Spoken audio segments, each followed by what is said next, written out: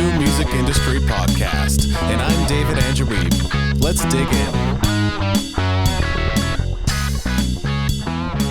Today I'm chatting with CEO and founder of TribeFluence, Johnny Vieira. How are you today, Johnny? I'm good. Thanks, David.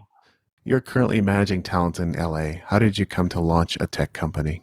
It was a natural progression. I've been sort of building brands with putting, an artist is just a brand, a boy group or a girl group is a brand. It was just pretty much a turn of a screw to create a product. Again, this sounds terrible, but most artists are products or brands. So I thought, what would be something where I see, millennials and young movement heading to in the digital world, which I saw influencer marketing really sort of being the disruptive force coming on. And then it was just logistics, finding the right development team and offices and securing enough funds to bootstrap or invest in the business myself. And I've just always been good at designing and building things, not meaning writing code, but just designing a business model. So TribeFluence was sort of a natural thing and just came together fairly quickly as far as designing it, although the actual code build did take about a year. And that's sort of how TribeFluence came about. Excellent. Now, what are some of the most challenging aspects of building a music career in the digital age? That is a very good question. A lot of artists tend to think that they can, build a Twitter following or an Instagram following, and that that's somehow going to be their fan base, and they've got it backwards. Artists should still focus on the fundamentals, which is great content, great songs, and, if you build it, they will come. Once you have strong material, great videos of dynamic performances. Once you start posting stuff like that on your social media, what you call in the digital world, then I think, I know fans and people will then start to follow you, and that's sort of how you build a career. I find a lot of people have it the other way around. I definitely agree with that. So tell us a little bit more with TribeFluence and how does it help musicians? Sure. So TribeFluence actually helps everybody. I originally created it with the idea that TribeFluence is the word tribe and influence without the IN, TribeFluence. We put together influencers, social media influencers, on one side of the platform, and then we bring together branders or artists, anybody who has something to promote on the other side of the app. And what TribeFluence does is connect the two. Originally, we started, like I say, with musicians who might want to promote a single or maybe their mixtape or a show or maybe their band, website.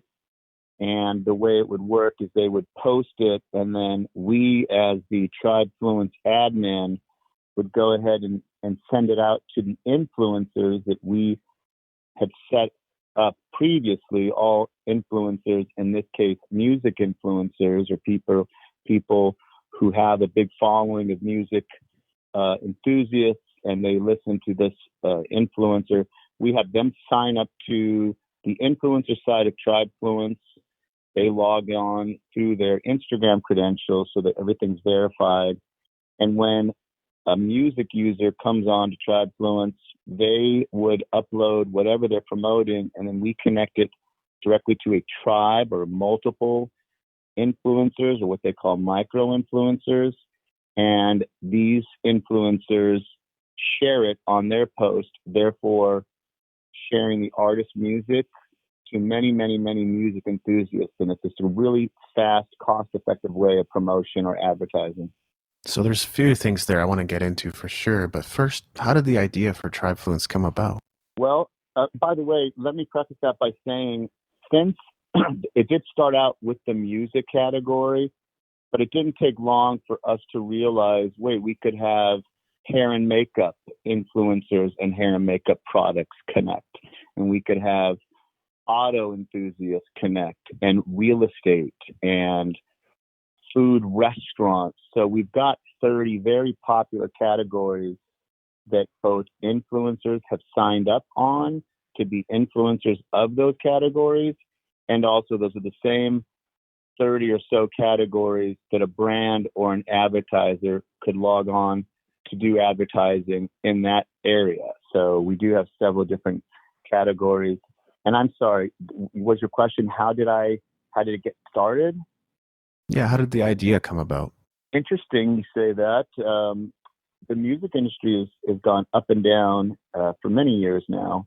And I was having a conversation one time at lunch with one of my, I don't want to quite say mentor, but certainly one of my peers, a colleague of mine, very sharp. And he put the suggestion out, why am I just focusing primarily on creating, a record label or a new band or an artist that I promote? Why not consider other things to create? And it really resonated with me. I thought, well, why don't I? I'd like to have my finger on the pulse of what's happening. And I did see this movement of, influencer marketing, influencers doing, influencing, I guess, lack of a better word. And I sat down with a pencil and paper and did what's called wireframing, even though there's modern, computer templates. Wireframing is just basically you have the shape of the phone and you're just basically filling in sort of some basic functionality of what it would be doing. So I drew out about 12 wireframes and just from beginning to end put in the functionality. Of other words, here's where the user would sign up. Okay, then they would click OK. It goes to this next thing. So it all pretty much came to me similar to the way you hear, some of the better songwriters talk about a song just came to them and they just wrote it out within 10 minutes. TribeFluence just came to me right away. And to this day, when you look at my early draftings, that's pretty much the app. Of course, since then, we do constant analyzing of the data and beta testing and make little tweaks here and there for a better user experience. But for the most part, that was the birth of it. I just drafted it out thinking that people would want access to influencers without having to go through Instagram and pay for an Instagram sponsored ad. And I thought, wouldn't that be great if users could just simply get direct access, of course, through TribeFluence, but we charge the advertiser maybe 20% of what Instagram charges them for the exact same thing. It's the same thing. The ad goes right on the Instagram influencer's wall the same way it would if I was a user paying Instagram for a sponsored ad.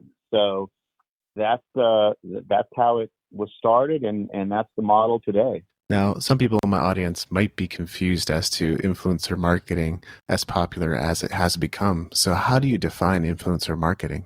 Yeah, influencer marketing is pretty much a term that was coined probably years ago. People that are popular on apps like Instagram and Twitter. Mostly Instagram seems to be the standout when it comes to these personalities or, quote unquote, influencers who have a popular account, excuse me, on usually a specific area. For example, we all know, I think it's Kylie Jenner, one of the Kardashian sisters. She's got a makeup line, and many people follow her to hear about what she's doing, read about the makeup. So Kylie is a big time influencer, probably the top influencer when it comes to makeup. So you can imagine, and then just trickle down from there. You can imagine she's the most popular, I believe. Jenner Cosmetics or whatever has about 17 million people following her. That makes her, certainly a top influencer. But there's other areas as well. People who document their travels would be a travel influencer. They're putting the pictures and posting content of going here, or maybe this cruise, or hiking up this, hill. And there's food influencers. People talk about their experiences, post about restaurants. So that's what a influencer is. They live a lifestyle, they document it. Therefore, people following them are influenced by what post the influencer's posting. So, how has influencer marketing evolved over time? Well, that's a great question. I don't think influencer marketing has been around long enough to change too much. I would say the primary primary evolution is in the direction that TribeFluence, my app, is completely heavy in, and that's taking micro-influencers. In other words, instead of those big shot, expensive celebrity influencers like a Jenner or a Kardashian, getting the evolution has become where the smaller size, your influencers or micro influencers with followers of 5 to 50,000 people, 100,000. Now they seem to be an important part of that of the world of influencer marketing, and that's what my app does. TribeFluence pulls together a tribe of influencers, hence the name TribeFluence. So we pull together when an advertiser wants a brand, they post a brand and they want 1 million people to see their advertisement or post, we will pull together many micro influencers who their following all combined would add up to 1 million people, instead of just giving the brand or advertiser one person that is, of course, much more expensive, that has 1 million people following. So I would say the evolution, and I'd like to think we're ahead of the curve on that, is trending towards micro influencers being pulled in, and there was a lot less spotlight on them, but certainly they seem to be having their day in the sun now. Let's dig into that a little deeper. Why should musicians focus on working with micro-influencers instead of collaborating with the big-time social media stars? Well, the obvious thing would be price, of course. If you were, so I'm a musician. Let's say I wanted to promote something. My choice is, in almost every single one of my competitors, they have the same business model. I would, as a musician, I would need to try to contact the bigger influencer. Chances are I'd have to deal with their agent. Most of the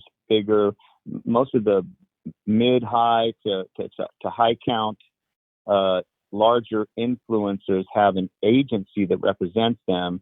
I would have to contact the agency, make some type of an offer. It's going to be much more expensive. The agent needs their cut as well.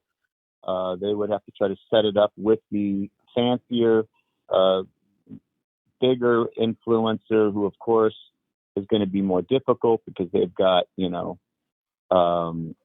they're getting the bigger numbers. They've got a little bit of celebrity attached. So that's a much more challenging way for a musician to try to have their music promoted by a larger influencer, when the alternative would be they come to something like TribeFluence. Now they want that same amount of people to see their post, their new song, whatever it is, and they can come on our platform, and we could give them the same amount of users seeing what it is they're promoting, but we would use several or a tribe of influencers that have smaller following, micro-influencer, to give them the same amount of viewers or impressions, but it much more cost effective. I would probably say about 20% of the cost. So they're spending 20 cents on the dollar as opposed to somebody going after a bigger influencer. Do you find there are certain products or services that benefit more from influencer marketing than others? You know, in our what we're seeing in our numbers, and we're looking at the statistics all the time. We're constantly analyzing. We do see more hair and makeup products, health and fitness products. But I must say, for every day that goes by, somebody will contact us, in one of our newer categories that just will surprise me. For example, recently we created a category called Babies, Brides, and Parents. And this is becoming one of our most popular categories. Now, if you would have asked me a month ago, I didn't see that coming. Another extremely popular category that's on the rise is active outdoors. We have many influencers coming on with great following, sharing their experiences in the great outdoors or hiking or kayaking or whatever. So you could see how having a big base of influencers that are active, you could see how that's just a no-brainer for a sporting goods products, or it just just opens up so much. So I see this surprising me all the time. Traditionally, I would say fashion and hair and makeup, and a lot of musicians as well use it. But not, we're seeing changes every day, so it's interesting. Ask me that same question in a follow-up interview in a month or two, and I'll probably give you a whole new set of categories that have become popular. That's fascinating. So you've identified Instagram as one of the primary social platforms for influencer marketing. Are there any others that have surfaced as having great ROI for marketers? That's a very good question. No, I would say by far Instagram is the leading platform, and there's the second runner-up, and I'm talking a far second, might be something like YouTube, with like YouTube personalities doing this type of stuff. The reason why that's such a far second place is because you can imagine how complex it would be to get a YouTube personality to video shoot and create a whole campaign on your product. They would have to tape it, edit it, and then post it on their YouTube channel. By the way, you can imagine if you have a YouTube influencer doing all that, you can imagine how expensive that is. So that would be probably the second place platform, and it is interesting because it's certainly helpful when you have a person being videotaped, influencing for you. But again, you're talking weeks probably to get that going, and you're talking about a real high, a much higher price point. Yeah, video takes so much more work to do for sure. Now, right, exactly. I haven't heard of anything exactly like TribeFluence myself, but in your opinion, what makes it stand out from other tools that are available?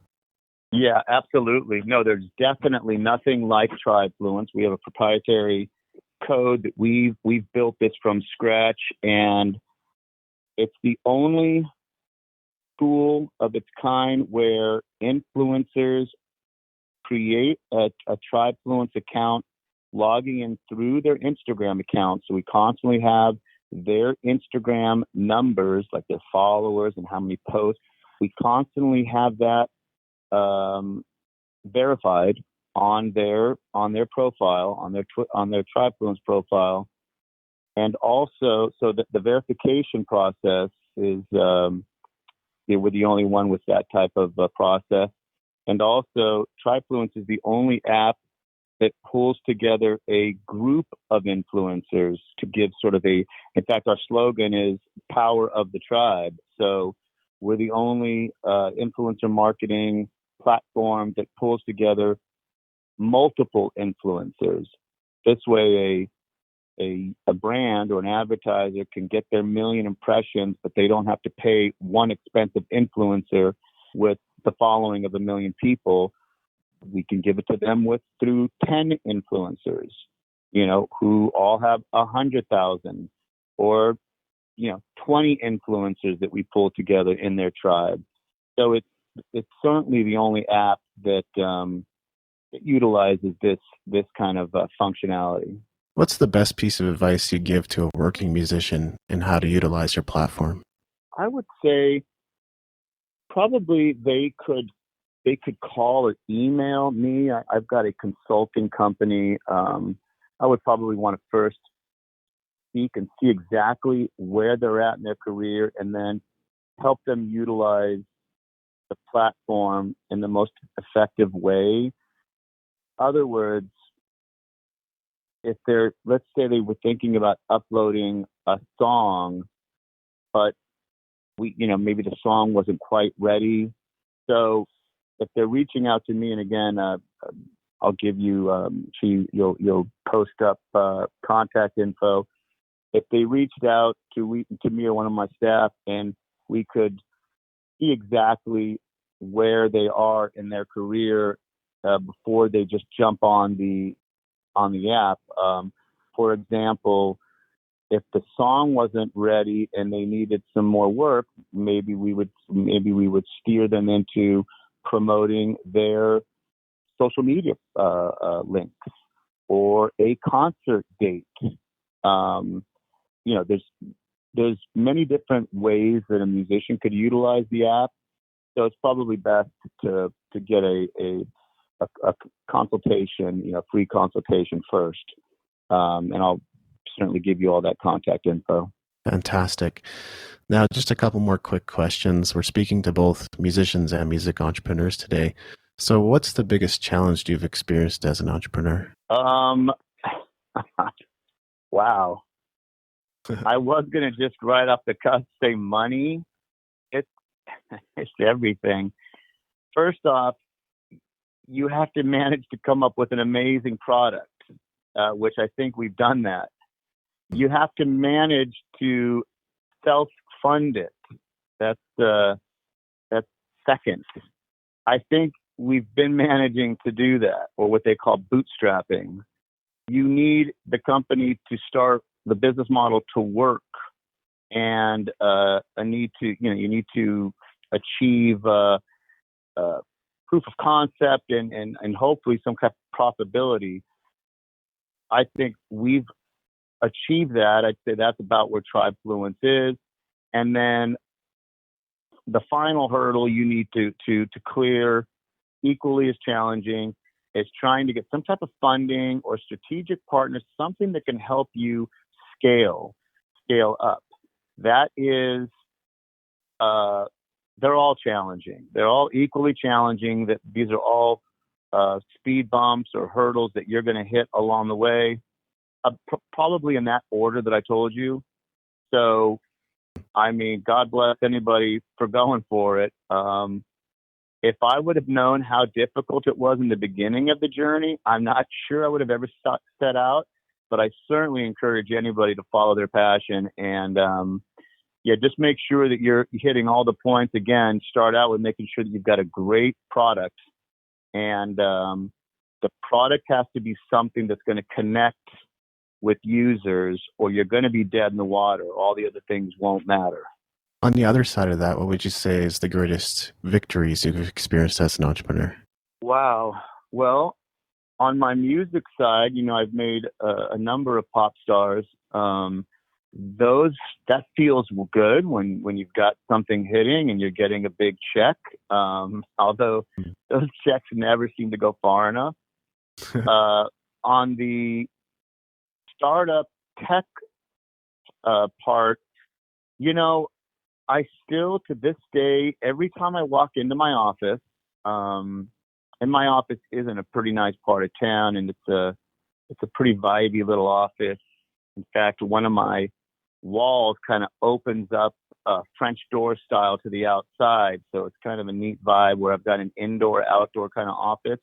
But one of the main things that I enjoy, just the fact that I'm, in my vibey office and working for myself on a product, seeing the users coming and going and chit-chatting with them and seeing the model work and grow is very gratifying to me, and in a pleasant environment.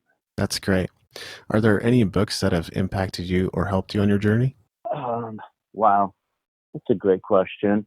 So I've read everything from High Output Management by Andrew Grove, and other things. I don't want to mention any of the dummy books, but Startup for Dummies. There's good knowledge in that stuff. I don't have my library in my books in front of me, but many things I go online, which of course is great because you get just the highlights, but I've read so many quotes from everybody or watched YouTube clips from everybody from Peter Thiel and Reid Hoffman, who are the guys they founded PayPal and later got involved with companies like Uber. I read and listen, watch things like Sam Walton. He's got Y Combinator, super smart guy. Zuckerberg. I listen and watch things that he has to say all the time. So I would say, as important as books are, and I do like books, although I'm having a brain fart now with titles, just jump on and search, go on to YouTube and just watch clips of these guys talking, whether it's a TED Talk or a podcast. I think Reid Hoffman has a show called Scaling Up or something like that. So I'm sure your listeners can, Google search these topics like startup founder, talks, or Travis, for example, the founder of Uber, does a lot of great things. So I just try to get everything I can. The internet just has so much content available. There's more videos that you can watch and articles to read on the internet about this subject than anybody would ever have time for in one lifetime. Absolutely. Plenty of resources out there, and podcast being one of my favorite for sure. Yeah, absolutely. Yeah. So thank you for your time and generosity, Johnny. Is there anything else I should have asked? Nope. I think if your listeners have any questions, they can reach out to me. I'm pretty accessible, and we'll make sure that we give you guys the contact info. A phone call is even okay sometimes. I'm not purely an email guy, but we'll give you the links and the info, and your listeners are more than welcome to reach out to me. That's fantastic. Thank you so much. Okay, thank you. Thanks for listening. Make sure to go to musicentrepreneurhq.com for show notes and other goodies, and leave us a review in iTunes to help us spread the word.